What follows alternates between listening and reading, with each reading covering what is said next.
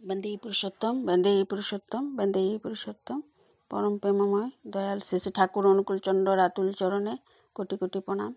ইষ্ট পরিবারের সকলের চরণেই কোটি কোটি প্রণাম। আর আমার ইষ্টপ্রাণ দাদা এবং ভক্তিমতী মায়েদের সকলকে আমার আনন্দিত জয়গুরু। তো আমি এখানে আচার্যদেবের কাছে এসেছিলেন এক মা আর দাদা, ওনাদেরই কাহিনী আমি আপনাদের বলার চেষ্টা করছি। যখন পরম পূজ্যপাদ আচার্য নাটমণ্ডপে সকালে বা বিকালে বসেন, সকল ভক্তদের নিবেদন শুনে থাকেন কত রকমের। তার মধ্যে একটি, সে পরম পূজ্যপাদ আচার্যদেব এর কাছে আসলো এক দম্পতি। প্রণাম করে স্ত্রী তার স্বামীকে দেখিয়ে জানালো স্বামী তাকে অযথা প্রতিনিয়ত সন্দেহ করে। এই নিয়ে চরম সাংসারিক অশান্তি হচ্ছে।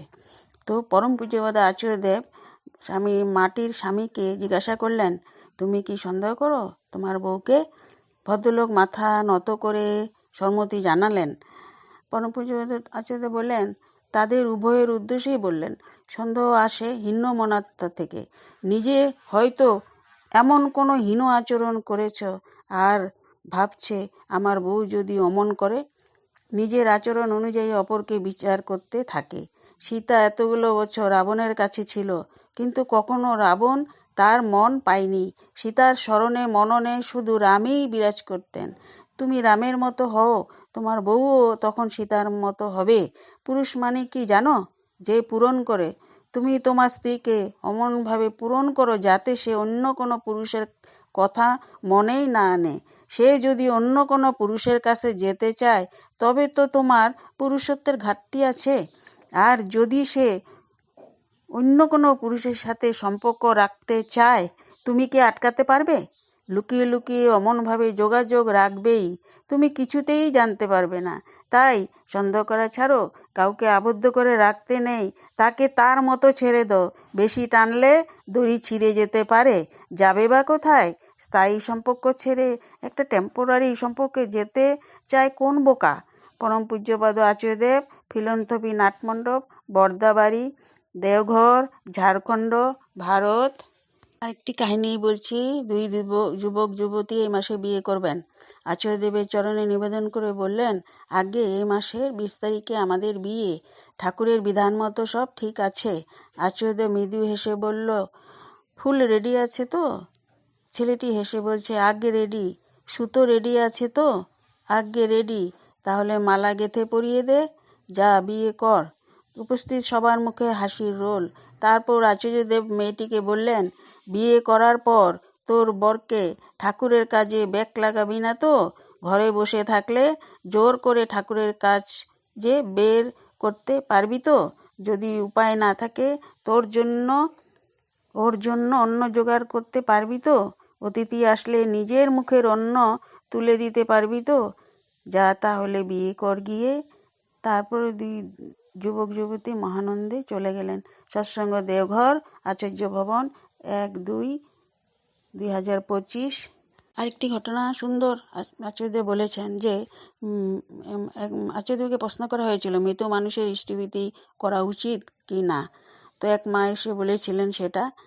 তো বলছে যে আমি তো মৃত, এক মা বললেন আমি মৃত বাবার ইষ্টভীতি করি, কিন্তু এক গুরু ভাই বললেন মৃত আত্মার ইষ্টভীতি করতে নেই, আমি এখন কি করব?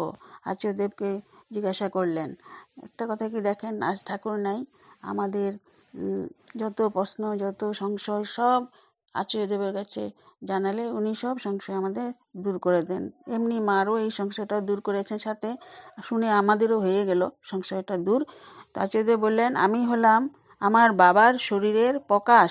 আমি যদি চাই তবে তার জন্য করতে পারি। সম্পূর্ণটা আমার মনের ব্যাপার। এখনও শ্রী বর্দার, আমার বাবার, শ্রী দাদার ইষ্টভীতি এখনও জমা হয়। কে করে এগুলো? আমি করি। মন চাইলে এটা করা যায়।